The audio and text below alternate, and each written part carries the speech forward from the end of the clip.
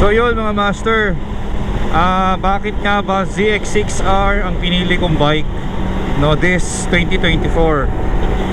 So alam nyo naman na ang previous bike natin is ZX4RR, diba?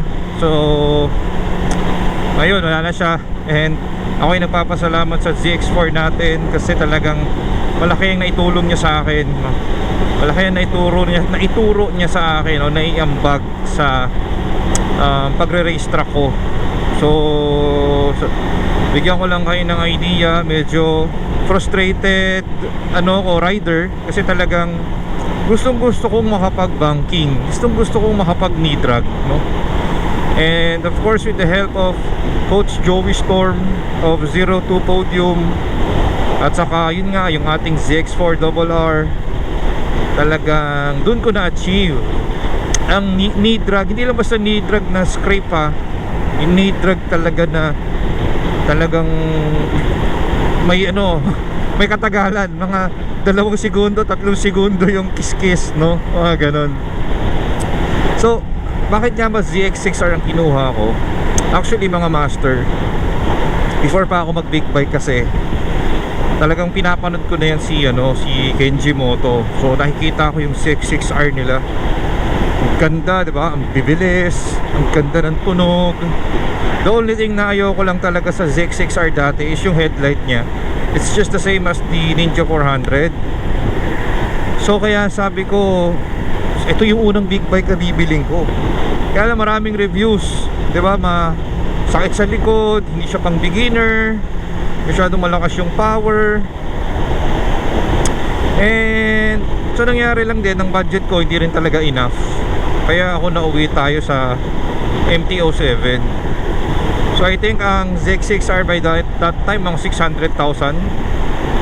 Tapos ang MT-07 nakuha ko ng 439, mga ganon. So siya yung naging unang big bike ko. Tapos after the MT-07, tumagal siya sa akin ng mga 1 taon. Nag-upgrade na ako ng Ninja 1000. Kaya lang bago ako mag Ninja 1000, talagang ZX6R na ang target ko. So kaya lang nag-check kami ni RS sa Motor Trade. Ayan, Motor Trade Q-Up, shoutout sa inyo. Walang ZX6R na dumating. Actually yun yung time na parang mape-face out ng ZX6R eh, kasi pa-face out na rin ng R6. Sabi ko wala talaga, ayoko na magantay. Inip na ako. So ginawa ko, bumili na ako ng Ninja 1000. Then after a month nung bumili ako ng Ninja 1000, doon naman lumabas yung ZX6R na black yung kulay. So wala, hindi talaga para sa akin. And then I kept on comparing Ninja 1000 sa ZX6R, pero magkaliwo kasi sila eh. Ito super sports to. Sa body position pa lang iba. Sa speed naman malakas din ang Ninja 1000. So malakas din talaga siya. Pero 1000cc kasi yun. Ito naman 636cc na super sports. So sa mga nakakaalam ng magmotor dyan, sa mga big bikes dyan, alam yung ibig ko sabihin, yung power nila parang medyo magkalapit. Nagkakatalo na lang sa gearing yan sa lakas ng gear. Pero yung dulo, questionable yun, kung sino ang mas mabilis, ito ba o si Ninja 1000. So bakit din ako nag Ninja 1000? Kasi gusto ko nga mag knee drag. Yun nga yung frustration ko mga master. So nung nag-Ninja 1000 ako, nag-Ninja 1000 ako, doon ko naman nakilala si Fritzy Claveria. Yan. So si Master Fritz, sabi niya sa akin, Jay, mahirap tong Ninja 1000 mo sa racetrack kasi ang laki nito. Hindi mo overexposed yung body position mo sa kaliwa at sa kanan. So parang gumuho yung mundo ko. Saka na-realize ko, ang laki ng frame ng Ninja 1000 sa harapan eh. May tendency talaga siyang tumama. So ginawa ko, binenta ko na siya. Palit ako ng RC390. Track bike talaga siya mga master. Di nga lang mabilis, Di lang maganda yung tunog, pero ang nipis niya, ang gaan, track bike.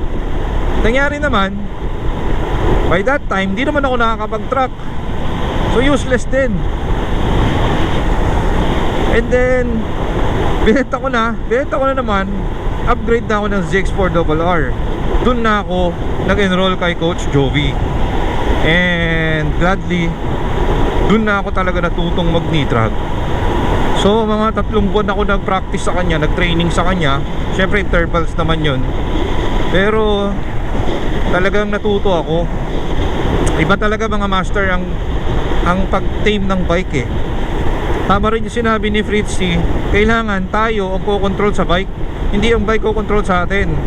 Para tayo kinokontrol ng bike, pag sobrang lakas ng CC, hindi mo naman kaya, diba? Alam mo lang puro straight, pero yung pag-balancing sa kanya, hindi mo magawa. So pagdating ko ng ZX4RR mga master, doon na naglabasan. Nakailang ZX6R na lumabas, yung bagong model na ganyan. Tapos eventually nga, eto nga, naibenta natin ng ZX4RR. Meron palang ibibigay sa atin ng mas magandang ZX6R, etong 40th anniversary edition, diba? Kaya actually parang isa yata ako sa mga unang nakakuha nito sa Pilipinas. Sa palagay ko sa palagay ko lang, isa ako sa mga unang naka-acquire ng 6R na to. Kaya lang mga master, hantay-hantay lang talaga. Hindi ko rin in-expect na ito ang bike na kukunin ko. I was rooting for a MT-09, pero yun, dito tayo bumagsak. Hindi naman ako nagsisisi, sanay naman ako sa sports bike. Medyo masakit lang sa likod, pero ganoon lang talaga. So ayun mga master, yan lang ang aking short story about ZX6R, and I'm very happy that I have this bike right now. Enjoy natin to. Ang ganda, paaganda ng kulay niya, napakaganda ng performance, and tiis pogi ka lang dito, talaga masakit sa likod. So ayun mga master, yun lang.